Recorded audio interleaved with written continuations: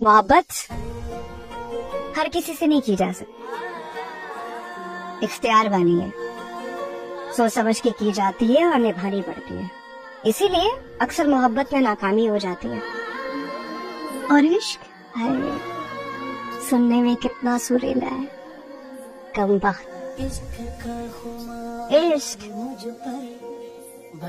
इश्क होता है ना किया जाता है, ये तो दिया जाता है उस नसीब वाले को जिसके पास सवाल हो न जवाब, जो दिन देखे न रात, जिसे मिलन की फिक्र न जुदाई का डर, आशिक के दिल में आग होती है न राख। बस माशूक होता है और उसकी पहचान। जब महबूब नजर न आए तो मैं तड़पता को, पालतू तोता बिल्ली पकड़ ले तो बंदा तड़प जाता है, माशूक कसाई के हाथ पे कौन चढ़ने देता है। पानी पीकर भी नहीं जाती हिचकियाँ, पानी पीकर भी नहीं जाती हिचकियाँ, मुर्शिद लगता है तेरी यादें थोड़ी वाटर प्रूफ है।